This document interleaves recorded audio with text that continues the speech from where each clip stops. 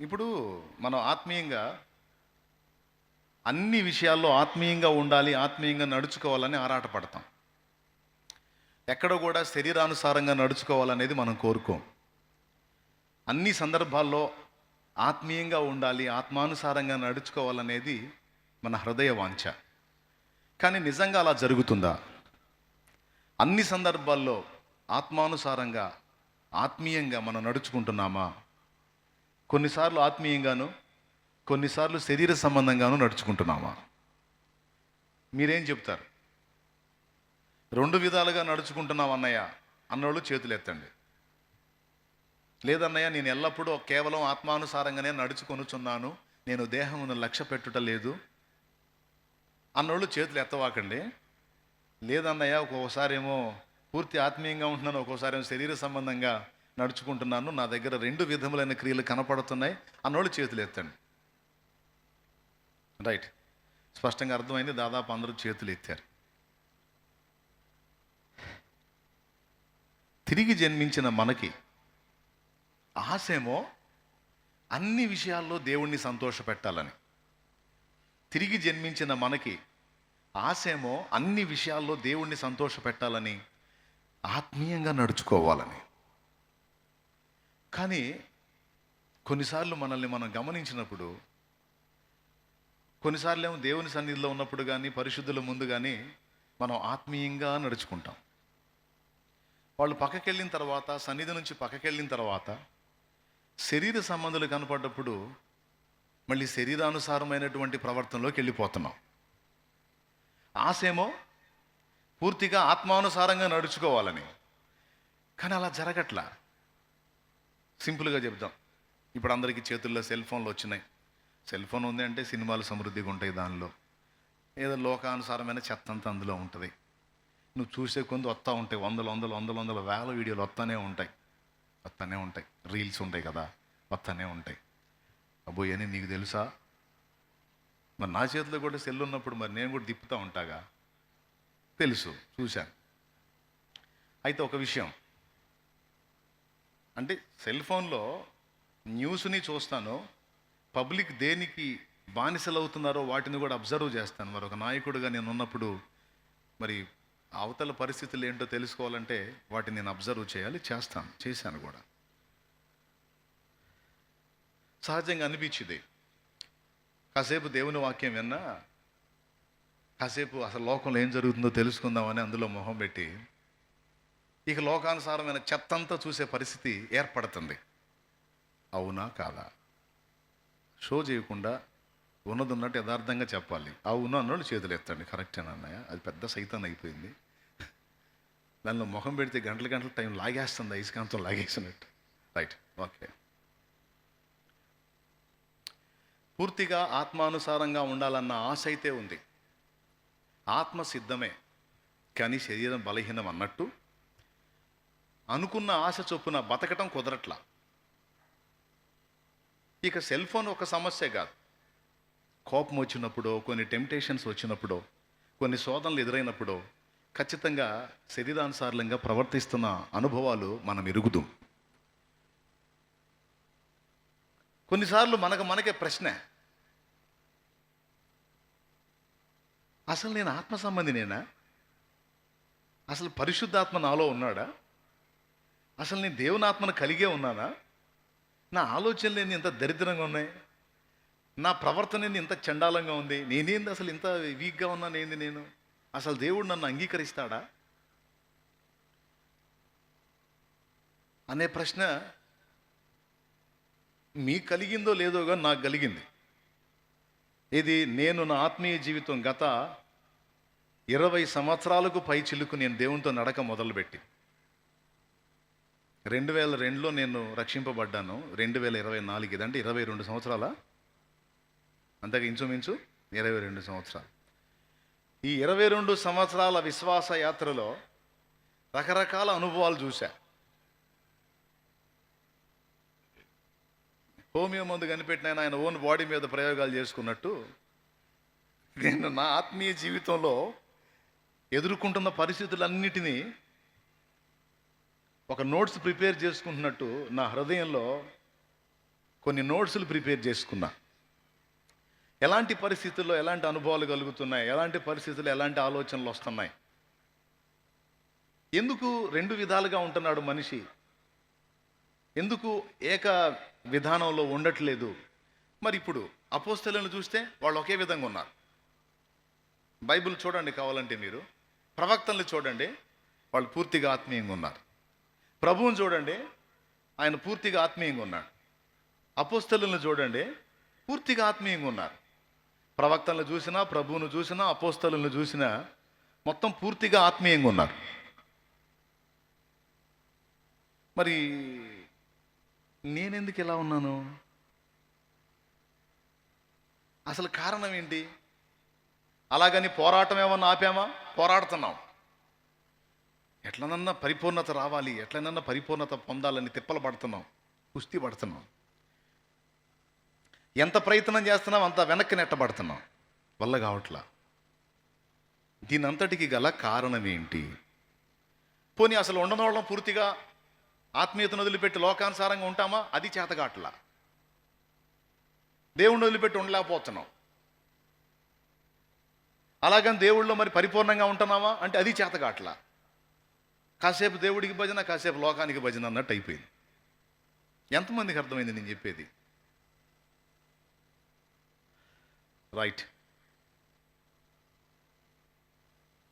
దానికి కారణం ఏంటి అనేది తెలుసుకున్నాను. దానికి ఏంటంటే కారణం కొంచెముగా ఆత్మను పొందుట. అది ఏమిటి? కొంచెముగా ఆత్మను పొందుట. మారు మనసు పొంది, బాప్తిస్మం పొంది, క్రొత్త జన్మ అనుభవంలోనికి వచ్చి యేసు ప్రభుతో జీవితం మొదలుపెట్టి నడుస్తున్నటువంటి ఒక వ్యక్తి తన యందు పరిశుద్ధాత్మను కలిగి ఉన్నాడు. అయితే ఆ పరిశుద్ధాత్మ ద్వారా అనుగ్రహించబడేటువంటి శక్తి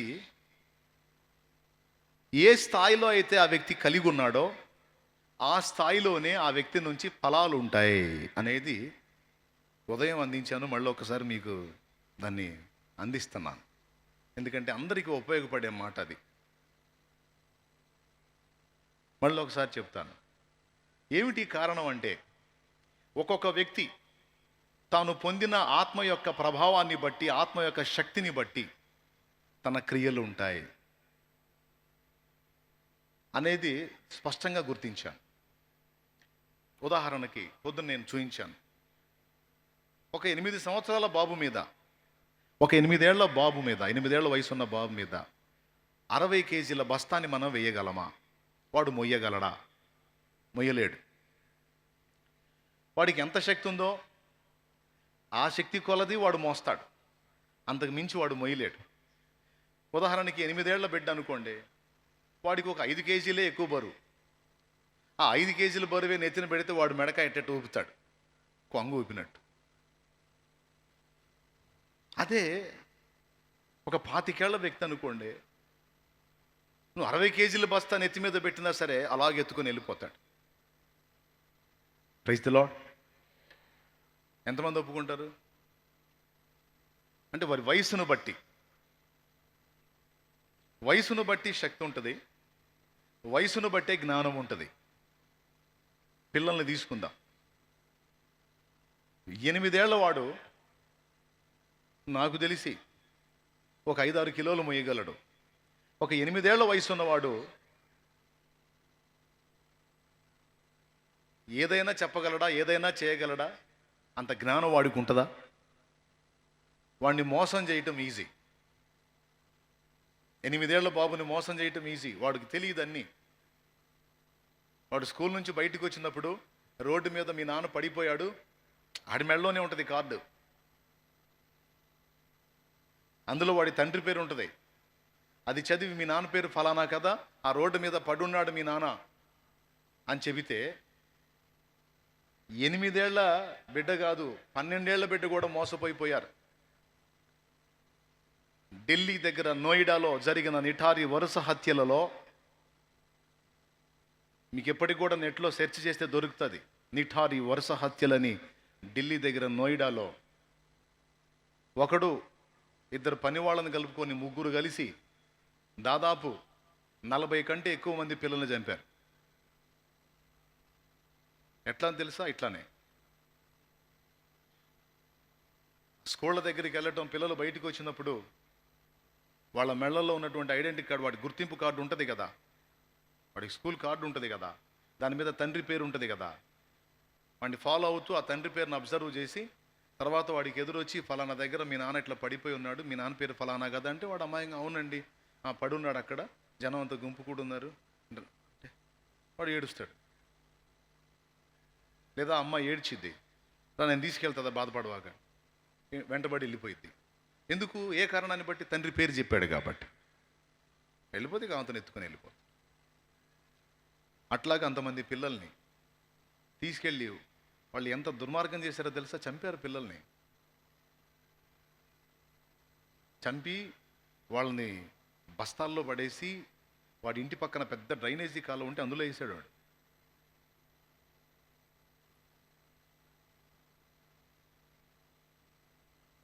వాళ్ళ సైకోయిజం.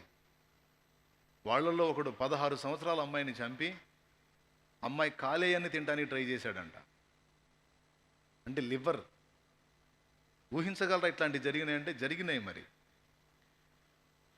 అంటే అంత 16 ఏళ్ల పాపను కూడా మోసం చేయగలిగాడు వాడు. అంటే ప్రాయాన్ని బట్టి అనుభవాలు అన్న పాయింట్ కాడ ఈ విషయాలు చెప్తున్నాను నేను. మళ్ళీ అడ్డుపోయారు మీరు.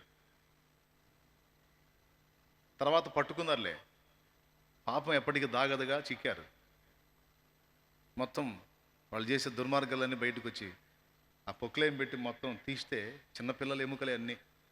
అదిగో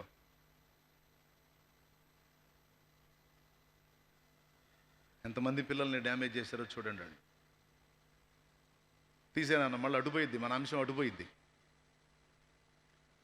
ఒకసారి స్తోత్రం చెప్పండి అందరూ, గట్టిగా చెప్పండి.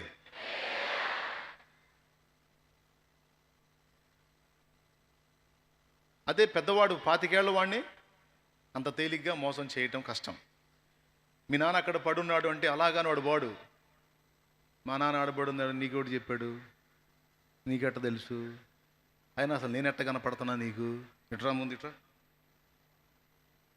అంటారనరా. అదే అనుభవం లేనోడు, జ్ఞానం లేనోడు ఊరకనే మోసపోతాడు.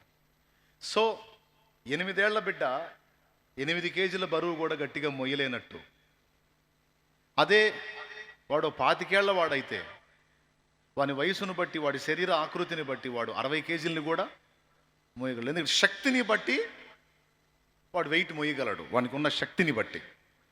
8 ఏళ్ళ వాడికి ఎక్కువ శక్తి ఉండదు, వాడు ఎక్కువ మొయ్యలేడు.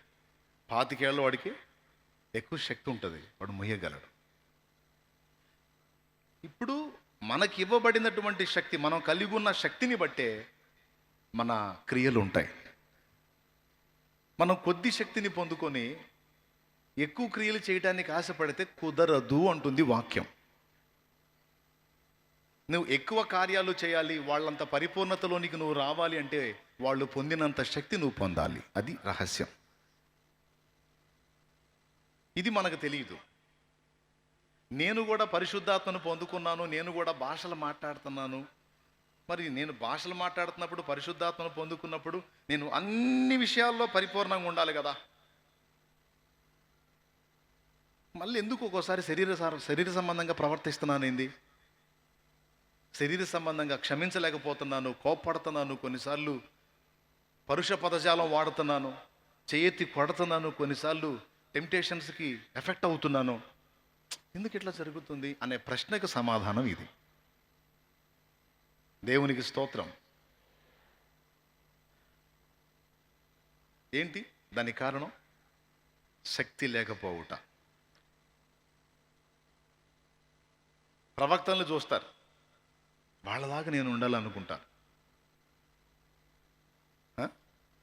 అపోస్తలను చూస్తారు, వాళ్ళలాగా ఉండాలనుకుంటారు. యేసయ్యను చూస్తారు, యేసయ్యలాగా బతకాలా అనుకుంటారు.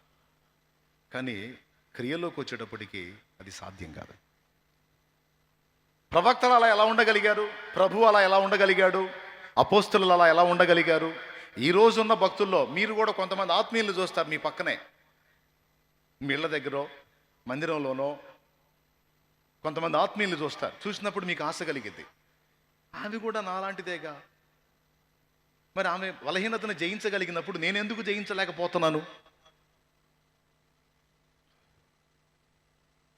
ఇప్పుడు నువ్వు సినిమా చూసేస్తున్నావు ఈజీగా, కానీ నీ ఇంటి పక్కన ఒక ఆత్మీయురాలు ఉంది. ప్రయత్నించి కాసేపన్నా ఆమె ఒక మూవీ చూసేటట్టు ట్రై చేస్తే ఆమె చూడదాం. అక్క ఒక మూవీ రిలీజ్ అయిందక్క, సూపర్ ఉంది, మామూలు లేదు అసలు, చూడక్క. అందులో చెడేం లేదక్క, సబ్జెక్ట్ ఉందక్క, చూడక్క.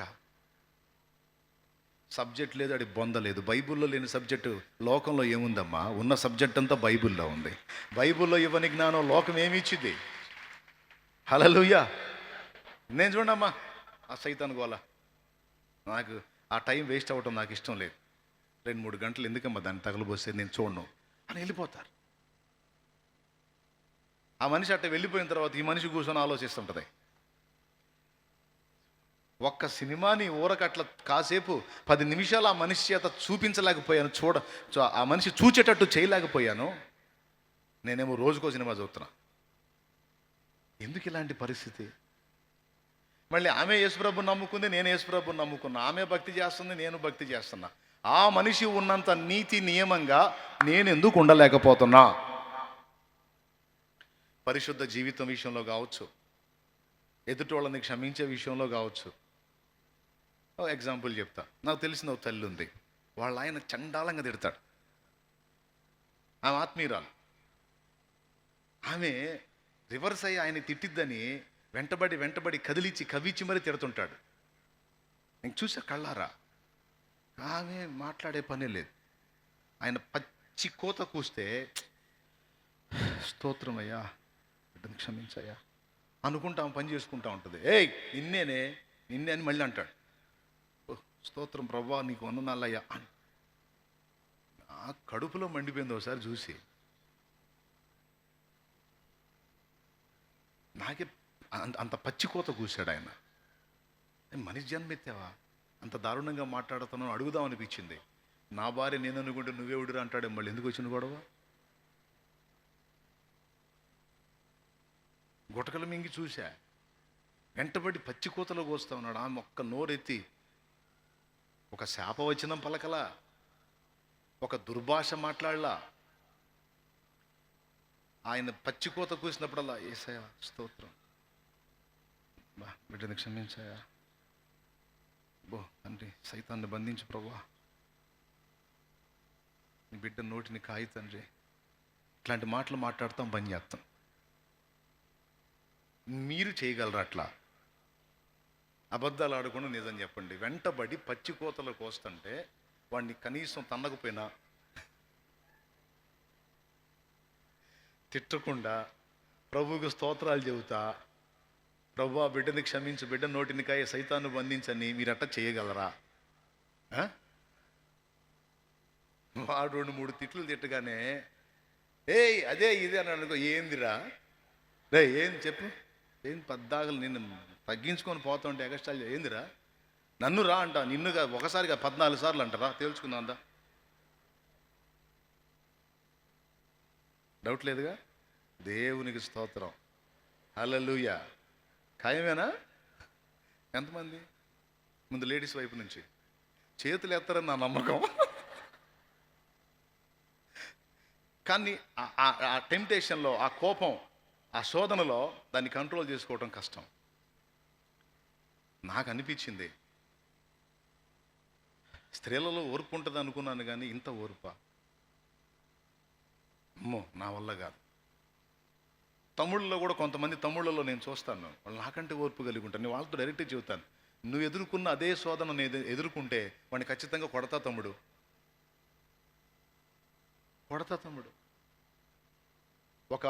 ఒక గ్రామంలో ఒక దైవజనుడు పరిచర్య చేస్తున్నాడు ఒక తమ్ముడు. ఆ గ్రామంలో ఉన్న అన్ని జనులు దుర్మార్గులు ఆ తమ్ముడిని ఏమన్నారు తెలుసా? కానుకల కోసమే కదరా నువ్వు ఈ పని చేస్తుంది, నీ భార్యని ఇలా చేయరా, వచ్చి ఇచ్చేస్తారు, కానుక ఇస్తారు అనే మాట మాట్లాడాడు. మామూలు మాట కాదు అది. అంత మాట పడి కూడా ఆ మాట అన్నోడిని ఏమనకుండా ఆ తమ్ముడు ఏకాంత ప్రార్థనకి వెళ్ళాడు.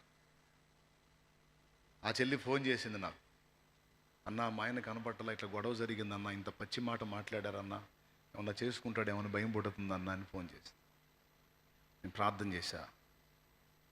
తర్వాత 3 ఆ తమ్ముడు ఇంటికి వచ్చినాక ఫోన్ చేశాడు, ఏందన్నా ఫోన్ చేశావంట. నేను ప్రార్థన చేస్తానమ్మా, ఏం కాదు, ఏం చేసుకోడు, వస్తాడు, వచ్చి నాకు ఫోన్ చేయించంటే వచ్చి ఫోన్ చేసి అప్పుడు ఫోన్ చేస్తే నేను ధైర్యం చెప్పా. కానీ ఆ స్పాట్లో ఒకవేళ నేనుంటే ఆ మాట పడలేనేమో. ఒకవేళ ఆ మాట అన్నోడిని నేను ఏం చేస్తానో కూడా నాకు తెలియదు. దేవునికి స్తోత్రం కలుగును గాక. హల్లెలూయా. ఉన్న సంగతి చెబుతున్నాను నేను. అంత మాట అంటే అమ్మో, అది జీర్ణించుకోవడానికి నాకు శక్తి ఉందా? కానీ బలహీనుడైన ఆ సహోదరుడు ఆ మాటను పడి వెళ్ళాడు. ఆ మాట ఆ బిడ్డను కూసినప్పుడు సంఘం 20 మంది, ఈరోజు 250 నుంచి పైన సంఘం, 250 మంది పైచిలుగు సంఘం. దేవునికి మహిమ కలుగును గాక. హల్లెలూయా. నేను కూర్చొని ఆలోచించుకున్నా, నాకంత ఓర్పు ఉందా? వాడు ఆ మాట అన్న మరుక్షణమే వాడి ముక్కుల్లో రక్తం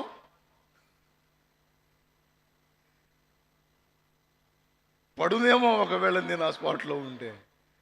అమ్మో బాబాయ్, యేసు రక్తం వేసేయం. అంత ఓపిక. నేను అట్లా ఆలోచించుకుంటాను. నేను ఒకటి గుర్తించాను, వాళ్ళు అదే ప్రభువుని సేవిస్తున్నారు, నేను అదే ప్రభువుని సేవిస్తున్నాను. ఆ తల్లి నా ప్రభువునే సేవిస్తుంది. వాళ్ళు అలా అంత నిగ్రహంగా, అంత ఓర్పుగా, అంత కంట్రోల్గా ఉండగలిగినప్పుడు నేను ఎందుకు ఉండలేకపోతున్నాను? నేను ఎందుకు సహించలేకపోతున్నాను? ఇప్పుడు మీకు డౌట్ వచ్చింది, శాలేమన్నా ఇప్పుడు నిజంగా నువ్వు అదే బాపతా? ఎవడన్నా ఎగస్ట్రాలు మాట్లాడితే ఇక రక్తం పడతా కొడతావా? అయ్యా నేను చెప్పట్లేదు ఇప్పుడు కొడతానని. ఆ సందర్భాన్ని బట్టి అట్లా ఆలోచించుకున్నాను నేను. ఏమో దేవుడు ఓపికిస్తే అలాంటి మాటలు కాదు, అవసరమైతే దేవుని కోసం ప్రాణాలు అప్పజెప్పడానికైనా దేవుడు నిర్ణయిస్తే దాన్ని నేను తప్పించుకోగలనా? దేవుడు ఆ శక్తిని ఇస్తే ప్రాణం అప్పజెప్పడానికైనా నేనైనా నువ్వైనా సిద్ధం. దేవునికి మహిమ. హల్లెలూయా. అదే మనం క్రీస్తు కోసం నీతి నియమాలతోనే నిలబడలేకపోతున్నాం. వాళ్ళు అసలు ప్రాణాలు అప్పచెప్పారు, ఎట్లా సాధ్యం ఇది అని డౌటు. అసలు వీళ్ళు ఎట్ట భరిస్తున్నారు ఈ మాటలు అనేది డౌటు. మీలో ఎవరైనా మీకంటే ఎక్కువ ఆత్మీయత గల వాళ్ళని చూసారా? చూసినప్పుడు మీకు అనిపించిందా, వీళ్ళు ఎలా ఉండగలుగుతున్నారు, నేను ఎలా ఉండలేకపోతున్నాను?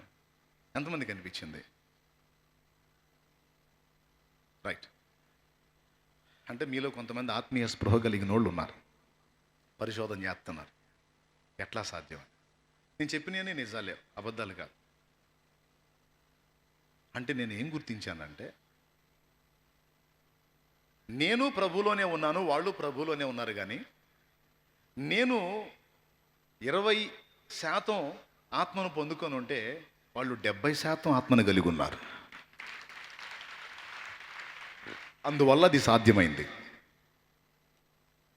నేను ఆత్మను పొందుకున్నా. మళ్ళీ ఒకసారి చూపిస్తా. పొద్దున ఈ విషయం అందించాను, దాని ప్రాముఖ్యతను బట్టి మళ్ళీ నేను చెప్పాల్సి వస్తుంది.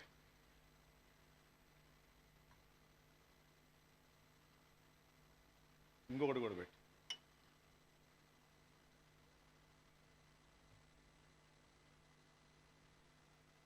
ఇప్పుడు ఇందులో నీళ్లు ఉన్నాయా లేవా? అందరూ చెప్పండి, ఉన్నాయా లేవా? మరిన్ని ఉన్నాయా, చాలా ఉన్నాయా, కొన్ని ఉన్నాయా? కొన్నైనా మరిన్నైనా ఎన్నైనా కానీ నీళ్లు ఉన్నాయా లేవా? అది ఉన్నాయి. నీళ్ళు ఉన్నట్ట లేనట్ట? అట్లాగే మనం కూడా ఆత్మని కలిగి ఉంటాం, ఆత్మశక్తిని కలిగి ఉంటాం. కొంచెంగా కలిగి ఉన్నా కలిగి ఉన్నట్టే, నిండా కలిగి ఉన్నా కలిగి ఉన్నట్టే. కానీ ఈ కొంచెం నీళ్ళు కనీసం ఒక్కటి దప్పికన్నా తీరుస్తాయా? కొద్దిగా సౌండ్ పెంచండి. తీరుస్తాయా బాబు? తీరుస్తాయా? రైట్. అలాగే నీళ్లు లేవా పెద్దగా? ఇది సమస్య. ఆత్మ లేదా? మనం ఆత్మను కలిగిలేమా? ఆత్మను అసలు కలిగి లేకపోతే ఇక్కడికి రాము అసలు. ఇక్కడ దాకా వచ్చి కూర్చొని దేవుని వాక్యం వింటున్నామంటే పరిశుద్ధాత్మ మనలో ఉండి కాస్త కూస్తో శక్తి ఉండబట్టే ఆ లోకాన్ని జయించి ఇక్కడికి వచ్చి కూర్చున్నాం. లేకపోతే శుభ్రంగా వర్షాన్ని అడ్డం పెట్టి తరే తరే రే రే అని శుభ్రంగా పడకేసి శుభ్రంగా చికెను మటను తిని ఇంట్లో లైవ్ పెట్టుకొని చూస్తా ఈ టైపులో ఉండేవాళ్ళం. దేవునికి స్తోత్రం. కానీ అలా లేరు మీరు. దేవుని ఆత్మచేత రేపబడ్డారు, ఆత్మను కలిగి ఉన్నారు. దేవుని సన్నిధికి వెళ్ళకపోతే ఎట్లా? వాన లేదు, వరద లేదు. మన నిత్యావసర వస్తువుల కోసం బాటల్లా, వానైనా వరదైనా, ఆఫీసులు బాటల్లా, పనులకు బాటల్లా. దేవుడి సన్నిధి పోవటానికి ఏం మాయరోగం? చల్లే అనుకుంటా అనుకొని వచ్చారు మీరు. దేవునికి స్తోత్రం.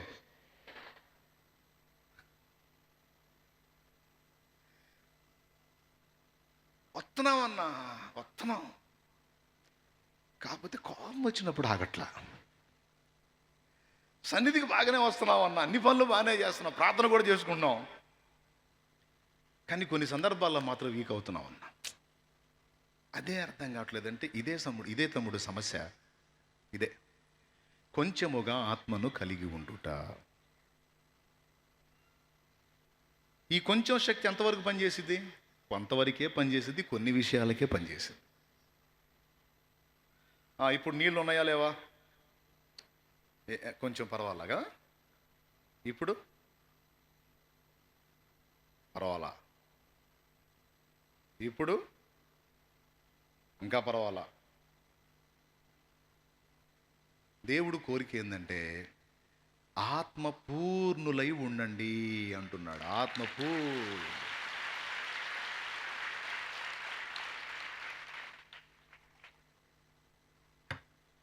ఇప్పుడు మీకు ఈ విషయంలో కొంత సమాచారం అర్థమై ఉండాలి.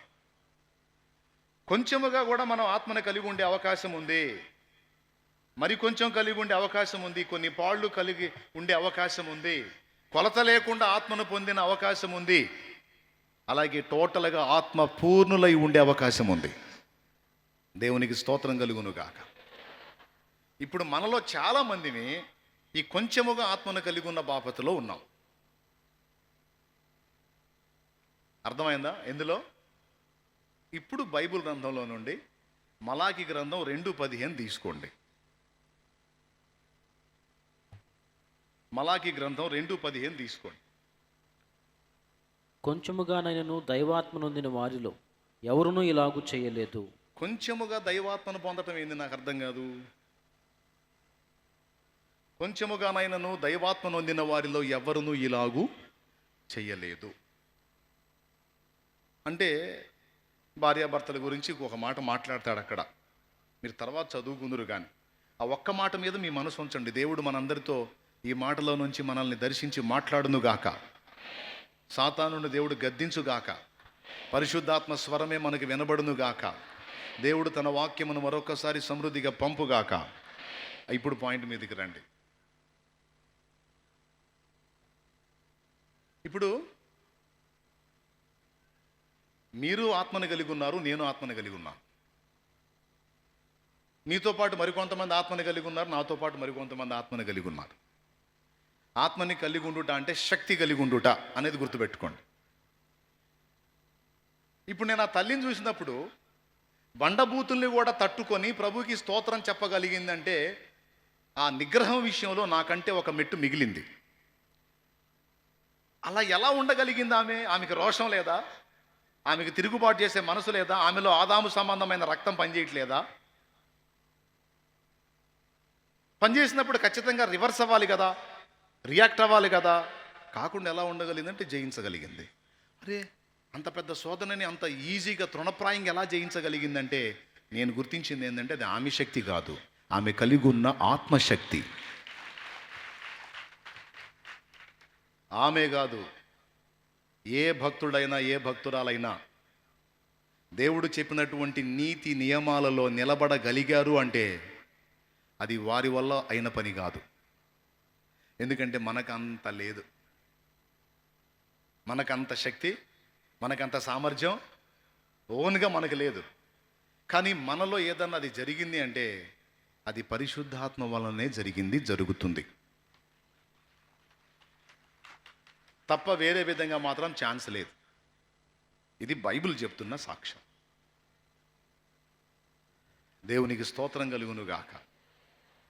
కొంతమంది అంటారు, ఆహా అంత మాత్రం నిగ్రహించుకునే వాళ్ళు మా దగ్గర అసలు యేసుప్రభు నమ్మని వాళ్ళలో చాలామంది ఉన్నారంటే, ఒక దగ్గర నిగ్రహించుకున్న ఇంకో దగ్గర వీక్ అవుతారు. లోకస్తులు చూడండి మీరు. ఒక ఆయన ఉన్నాడు, 14,000 సంవత్సరాలు తపస్సు చేశాడు. 14,000 సంవత్సరాలు తపస్సు చేశాడంట. 14,000 సంవత్సరాలు 14,000 సంవత్సరాలు తపస్సు చేసిన తర్వాత ఆయన తపస్సుని భగ్నం చేయడానికి ఒక ఆమెను పంపించాడు ఆయన దగ్గరికి. ఆమె వచ్చి జస్ట్ 2 స్టెప్పులు వేసింది అంతే. ఈయన 14,000 సంవత్సరాల తపస్సు ఎటుపోయిందో. ఇక ఆమెతో కలిసి ఈయన కూడా 2 స్టెప్పులు వేయటం మొదలు పెట్టాడు. ఇద్దరు కలిసి 4 స్టెప్పులు వేసి ఒక ఆమెనుగా అన్నారు. అది జరిగింది. దేవునికి స్తోత్రం. అంటే మనిషి బతుకది 14,000 సంవత్సరాలు ఎవరో అని దాచడం ఎందుకు? విశ్వామిత్రుడు 14,000 సంవత్సరాలు తపస్సు చేసి ఆ తపశ్శక్తితో బలపడుతున్న పొజిషన్లో ఇంద్రుడు మేనకను పంపిస్తే, మేనకు వచ్చి విశ్వామిత్రుడిని కదిలిస్తే, ఆ మేనకుతో విశ్వామిత్రుడు శకుంతలని అంటాడు. ఒక ఆడపిల్లని అంటాడు. ఆ పుట్టిన ఆడపిల్ల పక్షుల చేత కాపాడబడింది. శకుంతలములు వాటి చేత కాపాడబడింది కనుక ఆమెకి శకుంతల అని పేరు పెట్టారు. ఆమెను దుష్యంతుడు అనేవాడు చేసుకుంటాడు, గాంధర్వ వివాహం.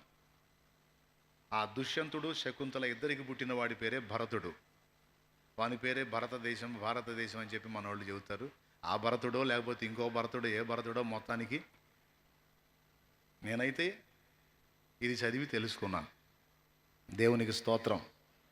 హల్లెలూయా. అంటే ఇన్ని వేల సంవత్సరాలు నిష్ఠాగరిష్టతతో దీక్షాబద్ధుడై అంత నియంత్రించుకొని, ఎందుకని? బుడమేరు కట్టదగినట్టుగా, బుడమేరు కట్టదగి విజయవాడ మీద పడ్డట్టు ఏమైపోయింది నిగ్రహం? అవునా? మరి అలాంటి వ్యక్తుల వల్లనే సాధ్యం కానటువంటి గొప్ప గొప్ప విషయాలు స్త్రీలు పురుషులు క్రీస్తునందు పరిశుద్ధాత్మను పొందిన వారై చాలా అలవోకగా చేయగలిగారు. ఎలా సాధ్యమైంది? ఎలా నియంత్రించగలిగారు? ఎలా నిగ్రహించుకోగలిగారు? అంటే అది వారి శక్తి కాదు, ఏ నరుడి శక్తి కాదు, అది కేవలం పరిశుద్ధాత్మ శక్తి.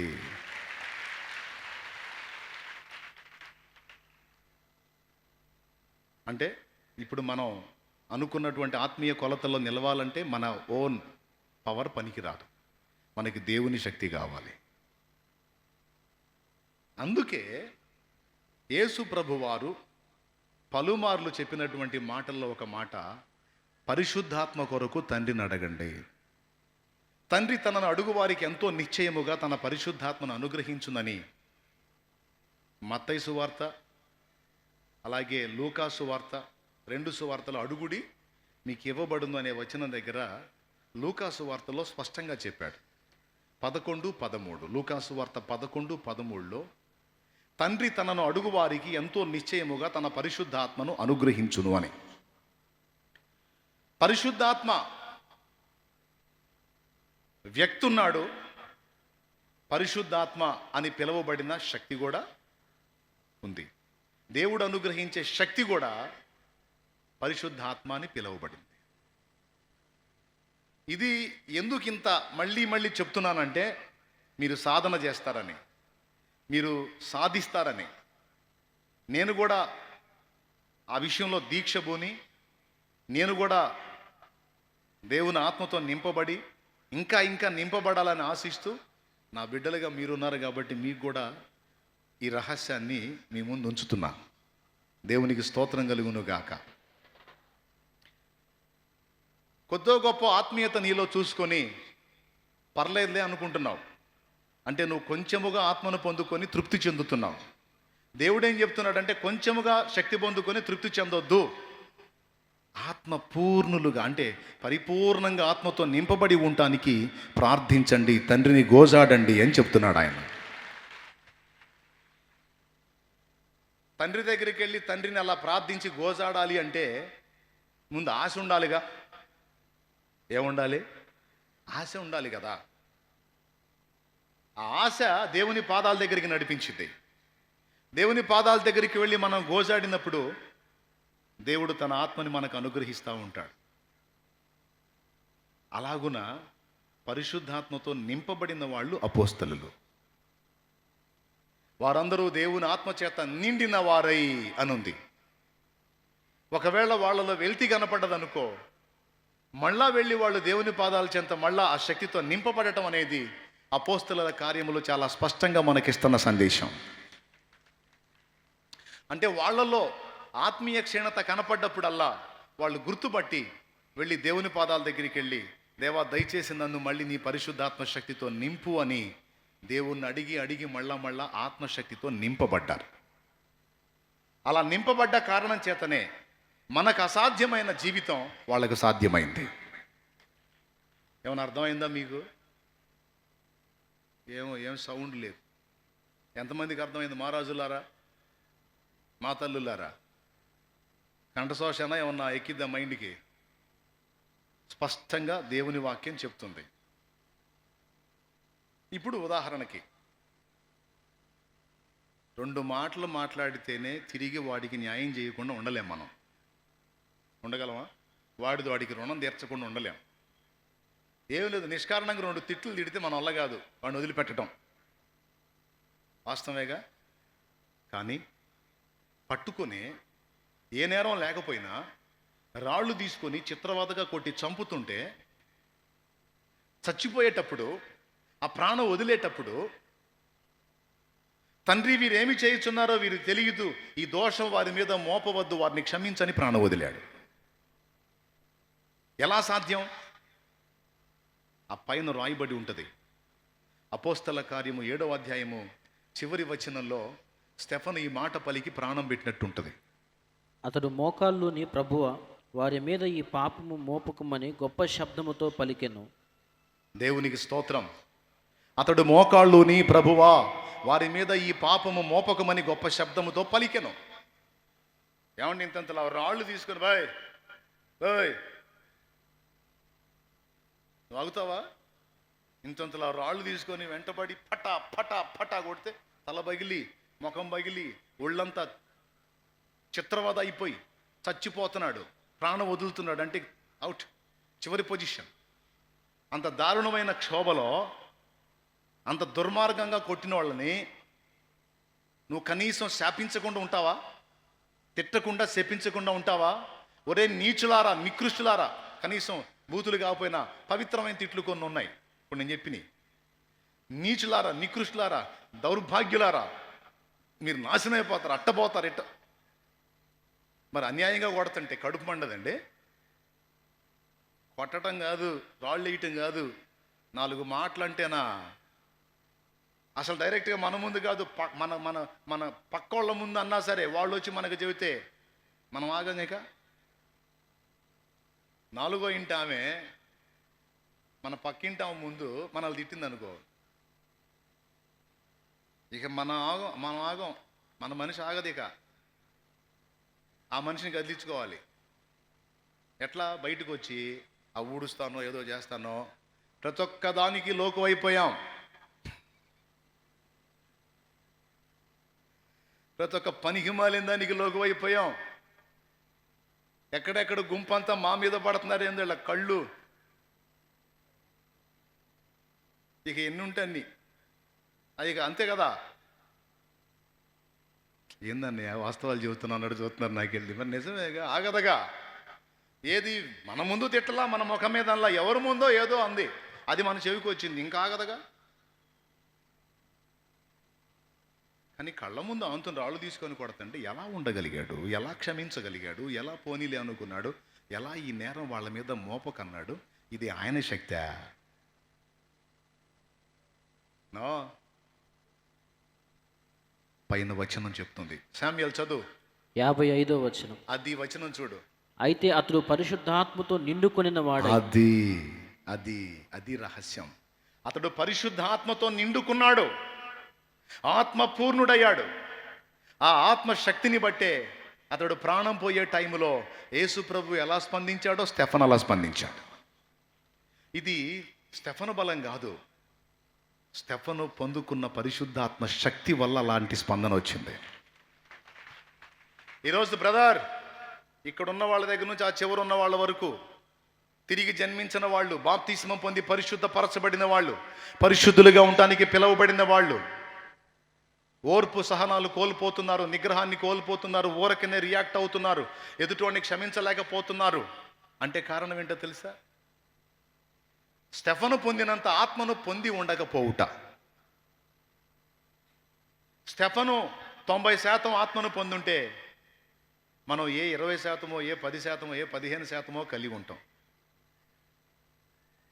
ఆయన ఆత్మని కలిగి ఉన్నాడు, మనం ఆత్మని కలిగి ఉన్నాం, కానీ పర్సంటేజ్ ఒకటిగా.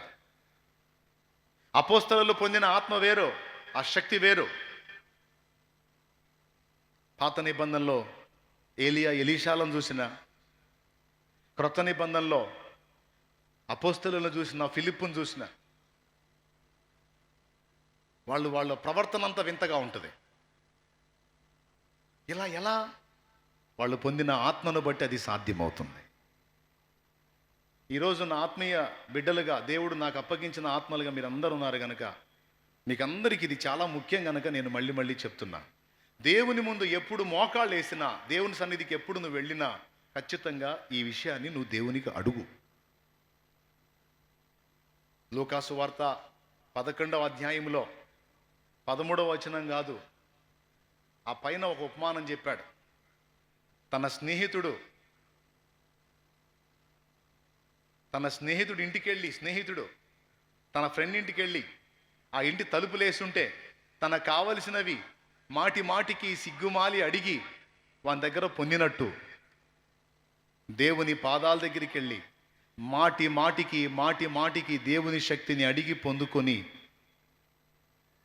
ఆ శక్తి చేత మనం పరిపూర్ణత సాధించగలం అనే రహస్యాన్ని దేవుడు లూకాసు వార్త 11లో స్పష్టంగా మనకు అందించాడు.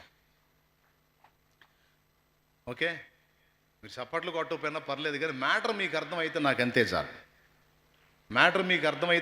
చాలు. మీరు ఇది మొదలుకొని ఈ లోపాన్ని గుర్తించాలి. ఏ లోపాన్ని గుర్తించాలి? నేను ఆత్మని కలిగి ఉన్నాను కానీ కొద్ది శక్తినే కలిగి ఉన్నాను. అపోస్తలులు కలిగి ఉన్న పరిమాణంలో నేను ఆత్మని కలిగి లేను. యేసు ప్రభు కలిగి ఉన్న ఆత్మ పరిమాణంలో నేను అంత శక్తిని కలిగి లేను. యేసు ప్రభు కంటే కొలత లేదంట. తండ్రి తన్ను పంపిన వానికి కొలత లేకుండా ఆత్మను అనుగ్రహించనని రాసుంది. కొలత లేకుండా ఆత్మను అనుగ్రహించడం ఏంటి? తర్వాత ఇప్పుడు ఒక చిన్న మాట చెప్తా.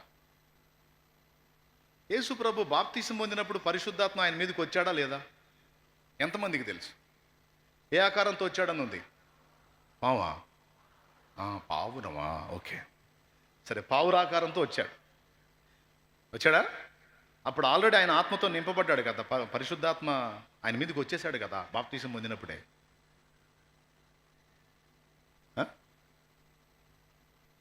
ఏం అర్థుతారు? వచ్చాడుగా, పరిశుద్ధాత్మ వచ్చాడుగా ఆయన మీదకి. లూకాసు వార్త 4 చూడండి.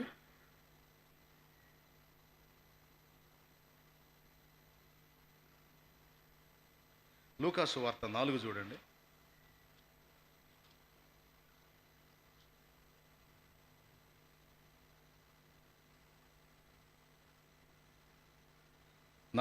మొదటి వచనం చూడండి. 4వ అధ్యాయం 1వ వచనం. యేసు పరిశుద్ధాత్మ పూర్ణుడై యోర్దాను నది నుండి తిరిగి వచ్చి 40 దినములు ఆత్మచేత అరణ్యములో నడిపింపబడి అపవాది చేత శోధింపబడుచుండెను. చాలా అక్కడ పరిశుద్ధాత్మ పూర్ణుడయ్యాడు, ఆత్మ ప్రభు మీదకి వచ్చేసాడు. సరే, బాగుంది. ఇప్పుడు చూడండి 13వ వచనం చదువు నాయన.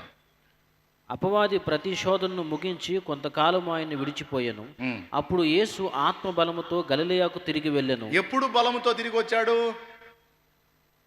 ఇప్పుడు ఫస్ట్ పరిశుద్ధాత్మ పావురాకారంతో ఆయన మీదికి వచ్చాడు, ఇంక అయిపోయింది, ఆత్మను పొందేశాడు.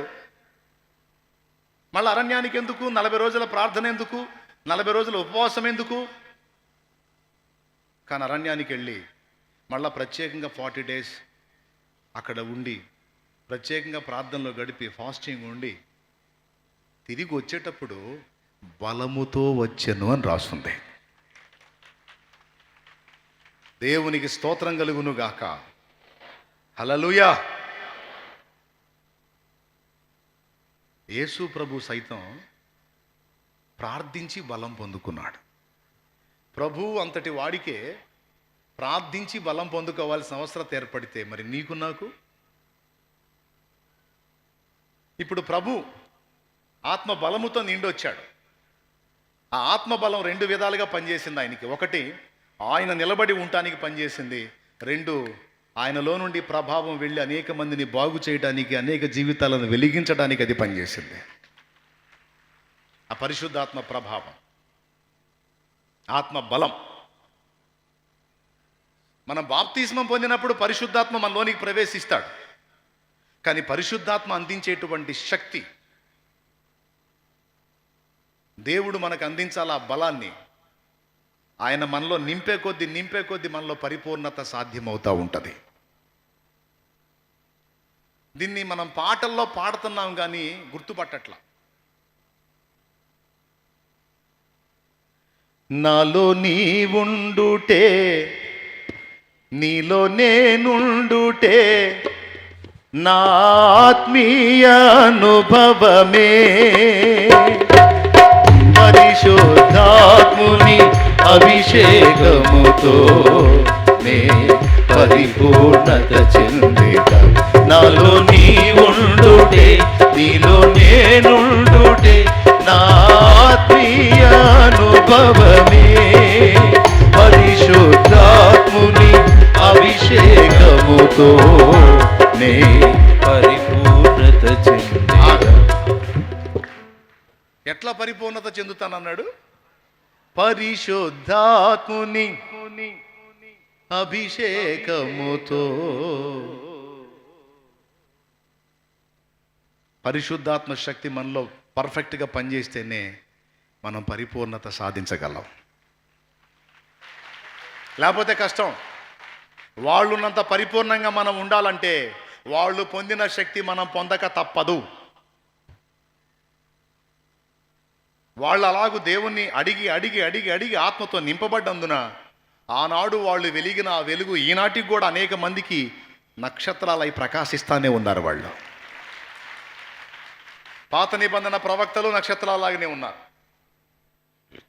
ప్రభు అయిన యేసు అతిపెద్ద నక్షత్రం లాగున్నాడు, నీతి సూర్యుడై ఉన్నాడు. అపోస్తలులు నక్షత్రాలే అయి ఉన్నారు. ఈరోజు కూడా పౌలు మాదిరిని చూస్తున్నాంగా, పేతురు ఎలా నడుచుకున్నాడో చూస్తున్నాంగా. ఆనాడు వాళ్ళు రాసినటువంటి ఉత్తరాలే ఈనాడు మనకి పరిశుద్ధ లేఖనాలుగా మారిపోయాయంటే అది ఎంత గొప్ప విషయమో ఆలోచించండి. ఇది ఎలా సాధ్యమైంది? వాళ్ళు నాలాంటి మనుషులే కదా అంటే వాళ్ళు పొందిన శక్తి మనం పొందలా, అది తేడా. ప్రభు ఆత్మ బలముతో నిండిన వాడై వచ్చి ఫలించాడు. అపోస్తలులు కూడా అలాగూ బలముతో నిండిన తరువాత వెళ్ళి ప్రకటించారు. ఆ బలం కోసం మేడగదిలో కనిపెట్టుకొని ప్రార్థన చేసి శక్తి పొందుకున్నారు. నేను ఒక మాట చెప్తానండి. నీళ్ళలో మనుషులు కొట్టుకుపోతున్నారు. శక్తి లేనివాడు ఏం చేస్తాడు? నన్ను ఎవడన్నా లాగండ్రా, నన్ను లాగండ్రా అంటుంటాడు. అవునా? శక్తి గలవాడు ఏం చేస్తాడు? ఈదుతూ వాడు కాపాడుకుంటూ నీలాంటి వాడు నాలాంటి వాడు చొక్కా పట్టుకొని ఒడ్డుకు తీసుకొస్తాడు. వాడే పేషెంట్ అనుకో, వాడికి కొద్ది గొప్ప శక్తి కలిగినోడు అనుకో, వాడు ఇంకొకటి లాగటం కదా, వాడే కూర్చొని అయ్యా నన్ను రక్షించండి రక్షించండి అనాల్సి వచ్చింది. ఈరోజు మనకి బలం ఎందుకు అవసరమైందంటే, ఒకటి మనము ఆత్మీయంగా బ్రతుకున్నట్లు, రెండవది అనేక మందిని మనము బయటికి తెచ్చున్నట్లు మనకు బలం అవసరమై ఉన్నది.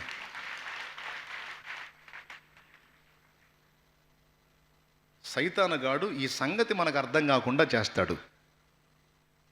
మనం దేవుణ్ణి ఆశ్రయించి బలము పొందకుండా అడ్డగిస్తూ ఉంటాడు వాడు. దేవుడి దగ్గరికి వెళ్ళి మనం ఎన్నెన్నో అడుగుతాం, ఎన్నెన్నో అడుగుతాం. కానీ యేసుప్రభు అడగమంది ఏంటో తెలుసా? పరిశుద్ధాత్మనే. నువ్వు అడిగే సమస్తాన్ని నీకు సాధించి పెట్టేటువంటి వ్యక్తి, దేవుడు అనుగ్రహించే శక్తి పరిశుద్ధాత్మ. మనం కోరేవన్నీ మనకు సాధించి పెట్టేది ఆయన. ఇప్పుడు నేను సేవ చేస్తున్నా. ఏ రోజుకు ఆ రోజు ఎప్పటికప్పుడు నన్ను బలపరిచి, వెన్ను తట్టి, ధైర్యపరిచి, నా నోటికి వాక్కునందించి, నేను ఇక్కడ నిలబడి మీకు ప్రకటించి మీ ఎదుట బ్రతుకుతున్నాను అంటే నాకు తెలుసు అది నా శక్తి కాదు, నా శక్తి కాదు, నా బలం కాదు, నా సొంత శక్తి, నా సొంత జ్ఞానం, నా సొంత తెలివి, నా సొంత బలం నా చిన్న కుటుంబానికి సమాధానం చెప్పుకోలేక ఆత్మహత్య వైపుకు నడిపించింది. నా సొంత శక్తి ఎటుకి ఆత్మహత్యకు నడిపించింది, అలాంటి ఆలోచనలకి నడిపించింది. మరి ఈరోజు ఇంతమందికి దేవుని వాక్కును అందించి అనేక జీవితాలు కట్టబట్టానికి నేను వినియోగించబడుతున్నాను అంటే నాకెందుకు అర్థం కాదు? నాకు తెలుసు స్పష్టంగా అది నా శక్తి కాదని. మరి ఎవరి శక్తి నాలో పనిచేస్తే ఇదంతా జరుగుతుంది? ఎప్పటికప్పుడు దేవుడు తన పరిశుద్ధాత్మ శక్తితో నన్ను నింపితే ఇది జరుగుతుంది. లేకపోతే నేను నిలబడటమే కష్టం. మీకెక్కడ మాదిరి? ఎక్కడక్క మాదిరి? నేను నిలబడటమే కష్టం. మీకెక్కడ ఉంటా మాదిరిగా? అస్సలు అసంభవం. కానీ అలాగా ఉండగలిగాను అంటే, మీలో ఎవరైనా అలా ఉండగలిగారు అంటే అది మీ శక్తి కాదు, నా శక్తి కాదు, పరిశుద్ధాత్మ శక్తి. ఇతరులు ఉన్నట్టు నేను ఎందుకు ఉండలేకపోతున్నానంటే వాళ్ళు పొందినంత ఆత్మను నువ్వు పొందలా. వాళ్ళు చేసినట్టు నేను ఎందుకు చేయలేకపోతున్నానంటే వాళ్ళు పొందినంత ఆత్మను మనం పొందలా. అరే వాళ్ళకంత భారం ఉంది, ఆ భారం నాకెందుకు లేదు అంటే వాళ్ళు పొందినంత ఆత్మను నువ్వు పొందలా. ఆ ఒక్క సమస్యను గుర్తుపట్ట అంతే. కానీ కొంతమంది ఏమనుకుంటారో తెలుసా? ఓ నాకు శక్తి అవసరమై ఉంది, నేను ఇంకా దేవుని దగ్గర పొందుకోవలసి ఉంది అని అనుకోరు. ఎట్లయినా వాళ్ళు వేరులేండి, వాళ్ళు వేరు, వాళ్ళ పవరే వేరు. అసలు వాళ్ళు నీతిమంతులు, వాళ్ళు ఉంటారు, పట్టుదల కలిగిన వాళ్ళు. తమరి బొందేం కాదు అనాలనిపించింది నాకు. ఎవరమ్మా, ఎవరు ఆదాముకు పుట్టినోళ్ళు ఎవరమ్మా అంత మంచివాళ్ళు? ఎవరైనా పాత నిబంధన ప్రవక్తలు బలవంతులుగా ఉన్నారంటే పరిశుద్ధాత్మ ద్వారా. అపోస్తలులు బలంగా ఉన్నారంటే పరిశుద్ధాత్మ ద్వారా. ఈరోజు ఎవరైనా నీ కళ్ళ ముందు నువ్వు గొప్ప ఆత్మీయులు అనుకుంటున్న వాళ్ళు పటిష్టంగా ఉన్నారంటే పరిశుద్ధాత్మ ద్వారా. నిన్ను వాళ్ళతో పోల్చుకొని వాళ్ళని ఎక్కడో ఆకాశంలో ఘనపరిచి నిన్ను నువ్వు తిట్టుకొని నాదంతా చెంచలం బతుకులే, నాదంతా స్థిరం లేని బతుకు, నా బుద్ధి మంచిది కాదు కానీ చండాల బుద్ధి నాది, అసలు ఏదో నమ్ముకున్నాను కానీ అన్నయ్య నేను పనికిరాను అన్నయ్య దేవుడికి అసలు అన్నోళ్ళు ఉన్నారు నాతో. నువ్వు ఇలా అన్నావని దేవుడు దండేస్తాడా? బిడ్డ ఎంత బాగా తగ్గించుకుంటున్నావు, ఉన్న సంగతి మాట్లాడావు, నువ్వు చాలా నచ్చేసావు నాకు అంటాడా?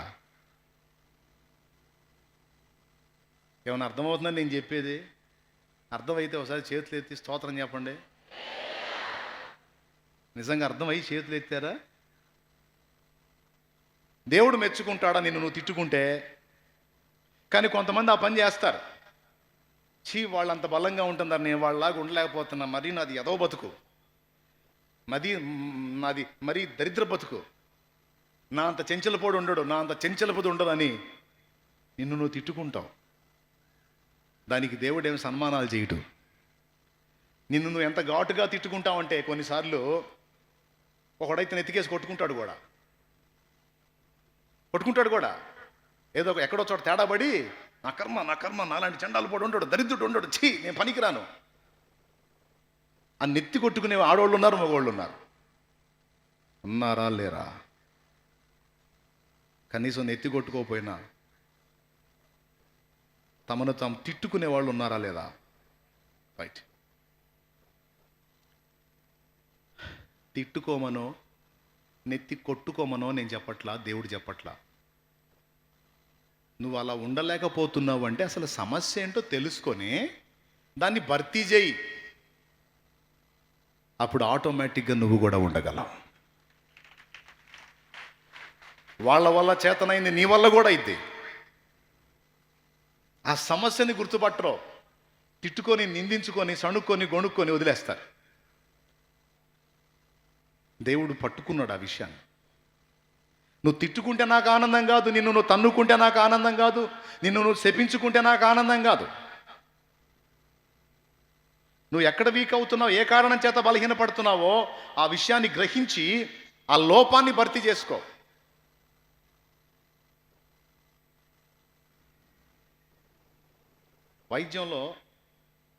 వైద్యంలో చాలామంది చేసేది ఏందో తెలుసా? డాక్టర్లు చేసేది టెస్టులు ఎందుకు రాస్తారో తెలుసా? ఇప్పుడు కొంతమందికి నైట్ నిద్రపోయేటప్పుడు సడన్గా కాళ్ళు పట్టకపోతాయి. ఆ లక్షణాలు ఎవరికైనా ఉన్నాయా?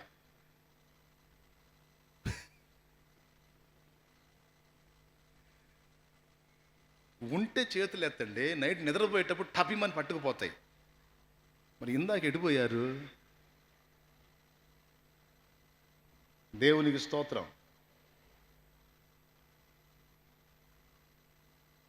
ఎందుకో తెలుసా? నరాలు టైట్ అయిపోతాయి, అందువల్ల కాళ్ళు బిగుసుకుపోతాయి. అవునా? ఎందుకు నరాలు అట్లా అయిపోతున్నాయి అంటే బాడీలో నరాలలో ఉండాల్సింది ఏదో తగ్గింది. కొంతమంది 4 అడుగులేసి ఆయాసపడతారు. మళ్ళీ వాళ్ళకి టీబీ జబ్బు ఉండదు, నెమ్ము ఉండదు, దగ్గు ఉండదు, ఇంక వేరేదే ఉండదు. కానీ 4 అడుగులు వేస్తే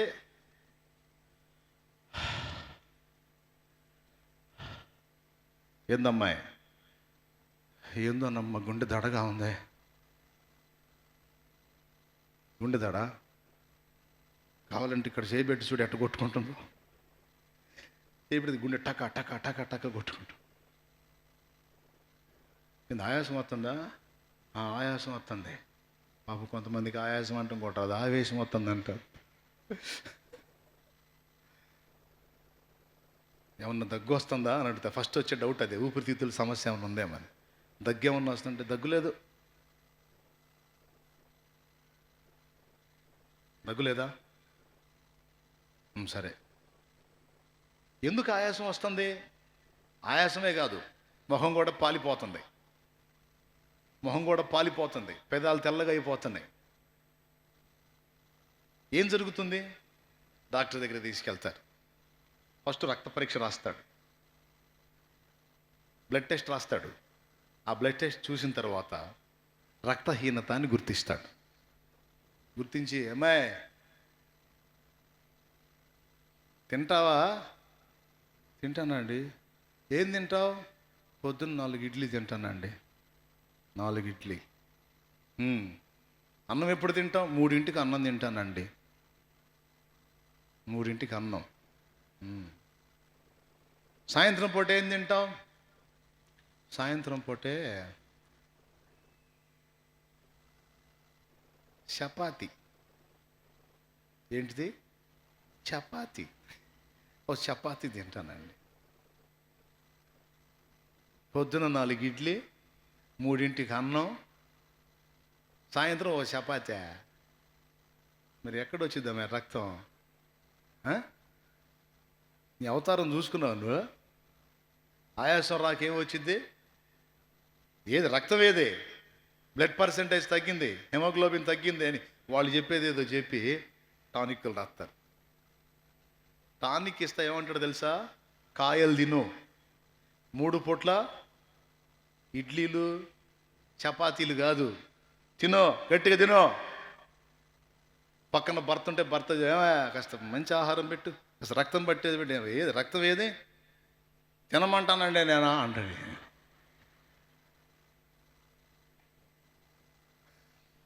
దేవునికి స్తోత్రం.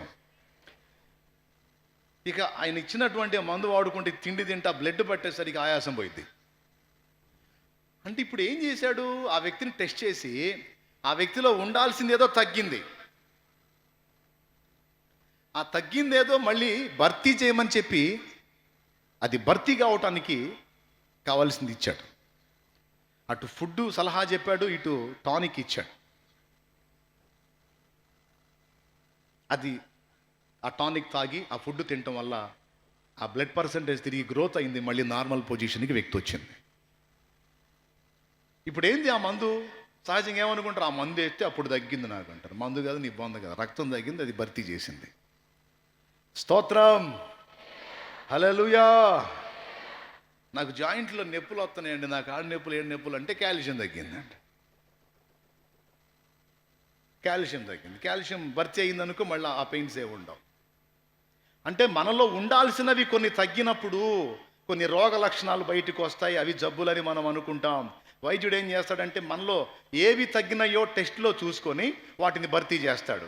భర్తీ చేసినప్పుడు ఏ రూపంలో భర్తీ చేస్తాడో, గొట్టాలు అంటే క్యాప్సల్స్, బెల్లలో అదే ట్యాబ్లెట్స్. దేవుని స్తోత్రం, అర్థమైందా? టానిక్లు అదే మందు చేశాను ఇచ్చినప్పుడు నీలో ఏవైతే తగ్గినాయో, ఏది నువ్వు సరిగా తిండి తినక, సరిగా నిద్రపోక, నువ్వు చేయాల్సిన పనులు చేయక కొన్ని తగ్గుతాయి బాడీలో. ఆ తగ్గినవన్నీ ఏం చేస్తాడు తెలుసా? గొట్టాల రూపంలో, మందుల రూపంలో, టానిక్కుల రూపంలో, బిళ్ళల రూపంలో మళ్ళీ నీ బాడీలోకి పంపిస్తాడు. అవి వచ్చి మళ్ళీ లెవెల్ చేస్తాయి మొత్తాన్ని. అప్పుడు నువ్వేమంటా తెలుసా? ఆ డాక్టర్ కాడికి పోయి నాకు తగ్గిందే, భలే తగ్గించాడు. ఏంది మంత్రం పెట్టి తగ్గించాడా? నీ బాడీలో ఏవైతే కొదువై ఉన్నాయో వాటిని భర్తీ చేసి తిరిగి నేను సేవ్ చేశాడు. సింపుల్గా అర్థం చేసుకుంటే ఇదే. ఇతరుల వల్ల నేను ఎందుకు ఉండలేకపోతున్నాను, ఆత్మీయుల్లాగా నేను ఎందుకు బతకలేకపోతున్నాను, దానికి కారణం ఏంటి అంటే వాళ్ళు కలిగి ఉన్నటువంటి అభిషేకము, వాళ్ళు కలిగి ఉన్నటువంటి ఆత్మను నీవు కలిగి ఉండకపోవుటే కారణం. దేవునికి స్తోత్రం. కొంతమంది అంటారు, అనయా ఆత్మను కలిగి లేకపోవటం ఏంది, ఫుల్ హోలీ స్పిరిట్, అసలు తెలుసా నీకు భాషలు కూడా మాట్లాడతాను నేను అంటాను భాషలో మాట్లాడితే ఫుల్ హోలీ స్పిరిట్ అన్నయ్య, హల్లెలూయా గ్లోరీ, ఫుల్. ఒరే పిచ్చిదానా, భాషలో ఒక వరం,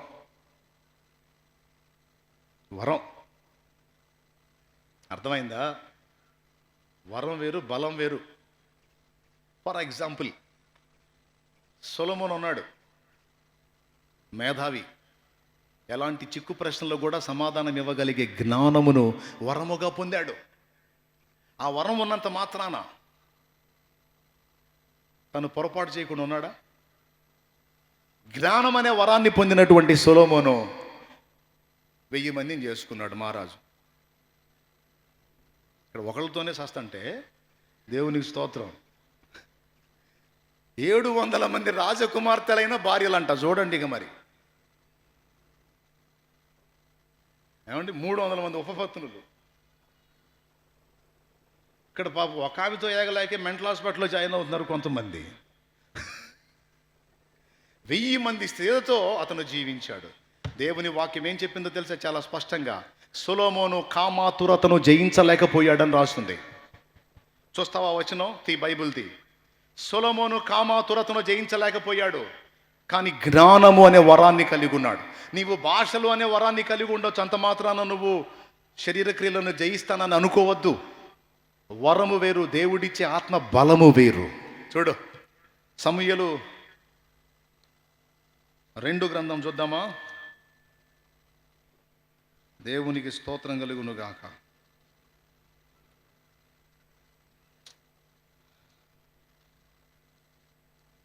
ఒక నిమిషం ఆగండి. రాజుల 2 గ్రంథం చూద్దాం. 2 గ్రంథమా 1 గ్రంథమా? మొదటి గ్రంథం. ఒక్క నిమిషం ఆగండి. రాజుల మొదటి గ్రంథం 11. ఆ ఒక్క మాట చూడండి చాలు. 2వ వచనం చూడండి. కామాతురత గలవాడై వారిని ఉంచుకొనొచ్చు దానికి పైన చూడండి. ఆ జనులలో ఇంకనూ అనేక మంది పరస్త్రీలను మోహించి కామాతురత గలవాడై వారిని ఉంచుకొనుచూ వచ్చెను. అతనికి 700 మంది రాజకుమార్తెలైన భార్యలను 300 మంది ఉపపత్నులను కలిగి ఉండిరి. అతని భార్యలు అతని హృదయమును త్రిప్పివేసిరి. సొలొమోను వృద్ధుడైనప్పుడు అతని భార్య అతని హృదయమును ఇతర దేవత తట్టు త్రిప్పగా అతని తండ్రి అయిన దావీదు హృదయం వలె అతని హృదయము దేవుడైన యెహోవా యెడల యథార్థము కాకపోయెను. సొలొమోను వరం పొందినోడా లేదా? జ్ఞానవంతుడా కాదా అంటే జ్ఞానవంతుడే, వరం పొందినోడు. కానీ వరము బలము ఒకటి కాదు. ఆ వరం ఎంతవరకు పనిచేసిద్దంటే చిక్కు సమస్యలు వచ్చినప్పుడు వాటికి పరిష్కారం ఇవ్వటానికి మాత్రమే ఆ వరం పనిచేసిద్ది. కానీ ఈ కామాతురతల్ని ఈ మోహాలను జయించడానికి ఆ వరబలం సరిపోదు. దానికి దేవుని పాదాలను పట్టుకొని వేడుకోవాలి. దేవా, ఈ ఐహిక విచారాలను అధిగమించినట్లు నాకు బలం ఇమ్మని వేడుకోవాలి. అర్థమైతే కొట్టు, అర్థం కాకపోతే వదిలే. స్పష్టంగా అర్థమైతే కొట్టు గట్టిగా.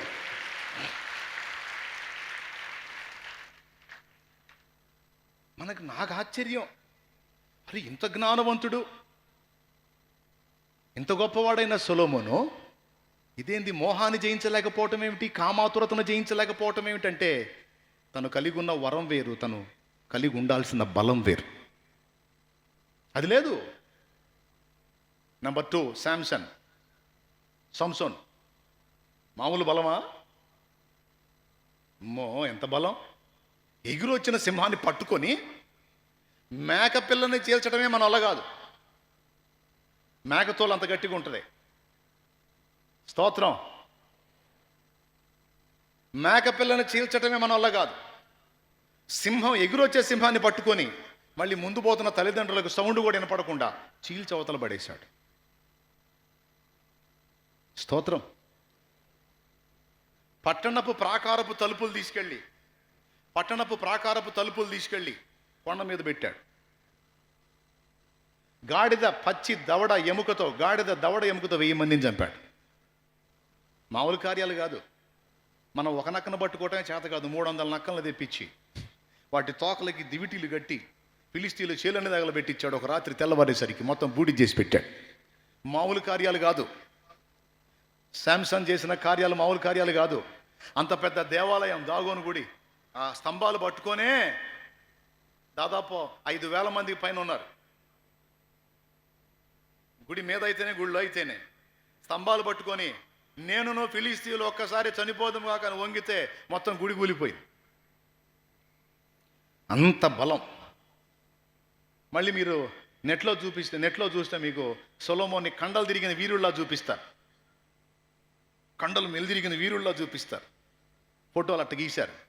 నిన్ను చెప్పనా, పొరపాటును కూడా అట్లేడు సంసన్. అట్లేడు సంసన్. అట్టుంటే ఫిలిస్తీన్లు ఈ గొప్ప బలం అతని కండల్లో ఉందనుకునేవాడు. అట్ట కనపట్టల్లా మనిషి. నీలాగా నాలాగున్నాడు. ఉండటమేమో అంతే ఉన్నాడు, మామూలుగా. కానీ చేసే పనులేమో పట్టణపు ప్రాకారపు తలుపులు అంటే మామూలుగా ఉంటాయా? అడ్డకమ్మితో సహా బిక్కొని పోయాడు. స్తోత్రం. మొత్తం ఓడబెరికి తీసుకొని పోయాడు. వాళ్ళు ఏమనుకున్నారు తెలుసా? పట్టణంలో ఉన్నాళ్లే ప్రాకారపు తలుపులు వేసేసాం, బిడ్డ లోపల చిక్కాడు, ఈ దెబ్బతో అయిపోయాడు అనుకున్నారు. ఈ నైట్ తెల్లారి నాకు పట్టుకుందాంలే వేటాడి, కాంపౌండ్ తలుపులు వేసేసాక లోపల ఉన్నాడుగా అనుకున్నారు. వాళ్ళు మేలుకునేసరికి తలుపులు లేవు. తీసుకుని వెళ్ళాడు. ఈ తలుపులు అంటారా నన్ను ఆపేదని. వాళ్ళకి అర్థం కాల. అరే మనిషి చూస్తే మామూలుగానే ఉన్నాడు, ఇంత పెద్ద పనులు ఎట్ట చేస్తున్నాడు రా. అప్పుడు దెలీలాని పట్టుకున్నారు. ఇతని గొప్ప బలం ఎందులో ఉందో మాకు అర్థం కావటంలో నువ్వు చెప్పమ్మా అని దెలీలాని పట్టుకున్నారు. ఎందుకంటే దెలీలా సంసన్ వీక్ పాయింట్. స్తోత్రం. అరే పట్టణపు ప్రాకారపు తలుపులు తీసుకెళ్లి కొండల మీద పెట్టినంత బలం కలిగినోడు ఎగిరొచ్చే సింహాన్ని అలాగ పట్టుకొని చీల్చినోడు, గాడిద పచ్చి దవడ ఎముక తీసుకొని 1000 మందిని కుప్పలు కుప్పలుగా చంపినోడు స్త్రీని జయించలేకపోయాడేంది? ఎంత దారుణం అంటే ఆ ఒళ్ళో తలబెట్టి నిద్రపోతున్నాడు బిడ్డ, శుభ్రంగా గుండు గీసింది. స్తోత్రం. ఆడవాళ్ళని తిట్టట్లేదమ్మో, నేను తెలియలేవారని చెబుతున్నాను నేను. వాళ్ళు నాకెళ్ళి ఎగాదేగా చూస్తున్నారు, అందుకని నేను జయించలేకపోయాడు. అంటే ఇప్పుడు చెప్పండి, సొలొమోను కలిగి ఉన్న బలం అతన్ని ఆత్మీయంగా కూడా బలంగా ఉండేటట్టు చేసిందా? జస్ట్ శూర కార్యాలకు మాత్రమే ఆ బలము అనే వరం పనిచేసింది తప్ప తన పరిశుద్ధ జీవితానికి ఆ వరం పనిచేయలా. ఇది గుర్తుపట్టాలి ప్రతి ఒక్కళ్ళు. కాబట్టి నాకు వరం ఉందిలే అంటే వరం పరిచర్య అవసరానికి మాత్రమే ఉపయోగపడేది తప్ప నీ ఆత్మీయ జీవిత బలాభివృద్ధికి నువ్వు దేవుణ్ణి ఖచ్చితంగా అడిగి ఆత్మను పొందుకోవాల్సిందే, శక్తిని పొందుకోవాల్సిందే. దానికోసం సపరేట్గా నువ్వు దేవుణ్ణి ఆశ్రయించాలి. అది విషయం.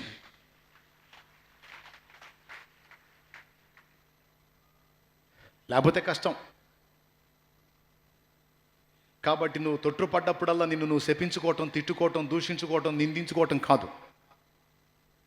లోపాన్ని గుర్తుపట్టి ఆ లోపాన్ని భర్తీ చేయాలి. అది దేవుడు కోరుతుంది.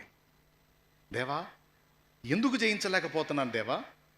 నా తోటి పరిశుద్ధులు అన్ని జయించి ఉండగలిగినప్పుడు, వాళ్ళంతా నిగ్రహించుకున్నప్పుడు నేనెందుకు ఉండలేకపోతున్నాను తండ్రి అని దేవుని ముందు కూర్చోవాలి. దేవుడు చెప్పాడు, నా ఆత్మ చేతనే వాళ్ళు అలా నిలబడగలిగారు. అట్లయితే ఆత్మను నాకివ్వు, ఆ బలమును నాకివ్వు అని ఎరిగిన వాళ్ళై ప్రార్థననే పాటగా పాడారు పాత తరపు భక్తులు. ఆత్మ నింపుమా, జీవాత్మ నింపుమా, పరమ పావనాత్మ నీదు వరము నీయుమా. ఆత్మ నింపుమా, జీవాత్మ నింపుమా, పరమ పావనాత్మ నీదు వరము నీయుమా. ఆత్మ నింపుమా.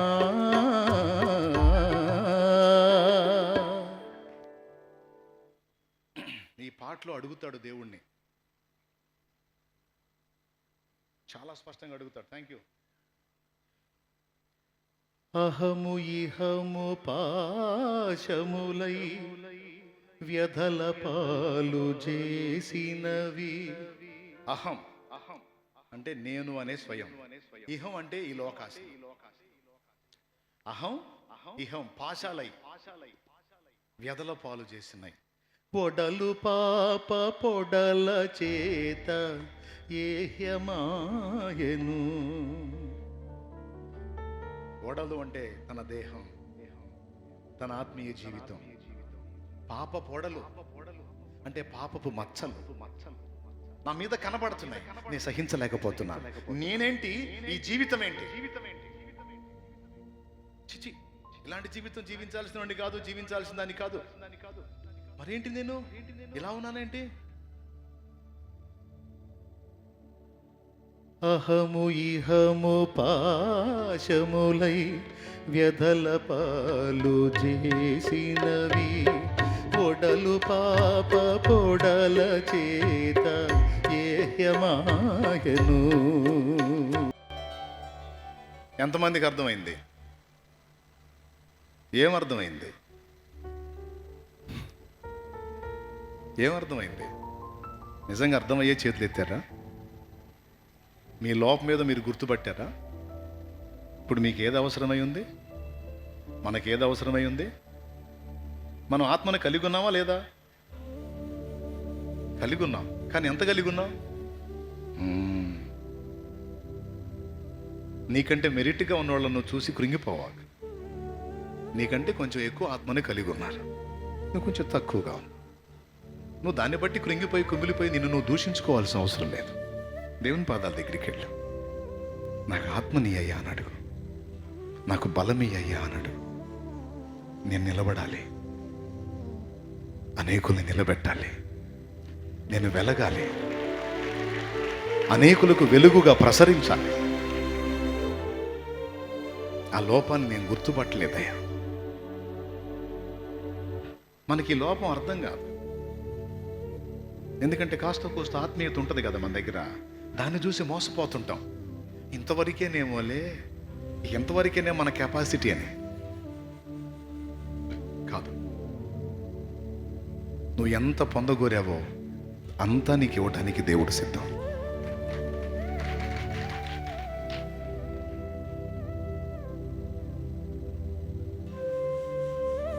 నువ్వు ఆయన్ని అడుగుతా ఉంటే ఇలా పరిపూర్ణంగా నింపుతాడు నిన్ను. అలా పరిపూర్ణ ఆత్మతో నింపబడినప్పుడు స్టెఫను చేసినట్టు నువ్వు చేయగలవు, క్షమించగలవు. అలా పరిపూర్ణ ఆత్మతో నింపబడగలిగినప్పుడు పౌలు జయించినట్టు శరీరేచ్ఛలను జయించగలవు. అలా పరిపూర్ణ ఆత్మతో నువ్వు నింపబడ్డప్పుడు మోషే అనేక జనాంగాన్ని నడిపించినట్టు నడిపించగలవు. ఇదంతా ఆత్మశక్తిలోనే ఉంది, రహస్యమంతా అక్కడే. అలా నింపబడగలిగితే రోగులను బాగు చేయగలవు, ప్రభు రాజ్యాన్ని నిర్మించగలవు, ప్రభు చిత్తాన్ని చెయ్యగలవు, పరిశుద్ధతను సాధించగలవు. మనకు ఆశ పరిశుద్ధత కావాలి, పరిశుద్ధంగా బ్రతకాలి, అది కూడా చేయగలం. ఇదంతా మనం పొందుకున్నట్లు కొద్ది గొప్ప పొందిన ఆత్మతో తృప్తి చెందక కంప్లీట్గా ఆత్మతో నింపబడినట్లు మానక మనం ప్రార్థన చేద్దామా, గోజాడుకుందామా దేవుణ్ణి? అప్పుడు మాత్రమే పాత నిబంధన ప్రవక్తలు, ప్రభు అయిన యేసుక్రీస్తు, అపోస్తులలాగా నువ్వు ప్రస్తుతం చూస్తున్న పరిశుద్ధులు ఎలాగైతే జయించగలిగి నిలబడగలిగారో అలాగున నిలిచి నువ్వు వెలిగించబడగలుగుతావు, ఫలించగలుగుతావు, అనేక మందికి మాదిరిగా ఉండగలుగుతావు. ఆ ఆత్మీయతను నువ్వు సాధించినట్లు దేవుణ్ణి అడగాలి. వరాలను చూసి భ్రమపడొద్దు. వరము వేరు, బలము వేరు. వరం ఉంటే అంతవరకే.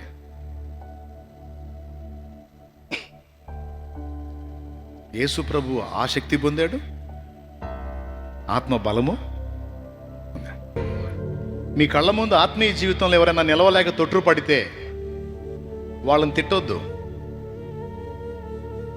మీ కళ్ళ ముందు ఆత్మీయ జీవితంలో నిలవలేక ఎవరైనా తొట్టు పడితే, త్రోవ తప్పితే, పొరపాటులో పడితే వాళ్ళని తిట్టొద్దు. వాళ్ళకి అసలు ఆ సమస్య ఎందుకు వచ్చిందో ఆ లోపాన్ని చెప్పు. నువ్వు దేవుని సంబంధివే గాని తగినంత శక్తి నువ్వు పొందుకోలేదు, తగినంత శక్తి నువ్వు పొందుకోలేదు. ఆ శక్తి పొందుకుంటే నువ్వు నిలవగలుగుతావు అని బలపరచండి. దేవుని పాదాలను ఆశ్రయించు చెల్లి, నీకు దేవుడు బలాన్ని ఇస్తాడు, అప్పుడు జయించగలుగుతావు అని తొట్టుపడ్డ వాళ్ళని నువ్వు లేవనెత్తాలే కానీ తిట్టకూడదు, నిందించకూడదు. దీన్ని గుర్తించు. నీ మట్టుకు నువ్వు జాగ్రత్త కలిగి ఉండు, నీ తోటి వారిని కూడా ఆ విధంగా బలపరచు. కొంచెం శక్తి కలిగిన వాడు కొంచెం మాత్రమే కార్యాలు సాధించగలుగుతాడు, కొంచెం మాత్రమే పరిశుద్ధుడిగా ఉండగలుగుతాడు. ఎక్కువ ఆత్మను పొందినవాడు ఎక్కువ పవిత్రతను సాధించగలుగుతాడు. లోపమంతా ఇందులోనే ఉందనేది మొదటి అంశంలోనూ రెండవ అంశంలో కూడా మొదటి కూటం రెండు కూటాలు అదే చెప్పాను నేను. అయితే ముందు కూటంలో వేరే సంగతులు కొన్ని మెన్షన్ చేశాను, కానీ మూల అంశం అదే. అయినా అది కూడా పెట్టుకొని వినండి, మరికొంత సమాచారం మీకు దొరుకుతుంది. అందరూ తలలోంచి కళ్ళు మూయండి. బాప్తిస్మం పొందిన నేను ఎందుకు కరెక్ట్ గా ఉండలేకపోతున్నాను, ఎందుకు చంచలంగా ఉంటున్నానంటే శక్తి లోపం వల్ల. నువ్వు పరిపూర్ణంగా ఉండాలి అనుకుంటివా, దేవుని ఆత్మ సహాయాన్ని ఇంకా ఎక్కువ శక్తితో నింపబడ. నీకే అర్థమవుతుంటుంది. శక్తి నింపబడే కొద్దీ ఇంతవరకు నీ వల్ల కానివి నువ్వు జయించగలుగుతూ ఉంటావు. ఇంతవరకు నీకు చేతకానివి నువ్వు సాధించగలుగుతూ ఉంటావు. దేవుడు తన శక్తిని నీకు నింపాడంటానికి ఇదే నిరూపణ. ఇంతవరకు ఏ బలహీనతలు అధిగమించడం నీ వల్ల కాలేదో వాటిని చాలా సులభంగా జయించగలుగుతావు ఆత్మశక్తి నీకుంటే.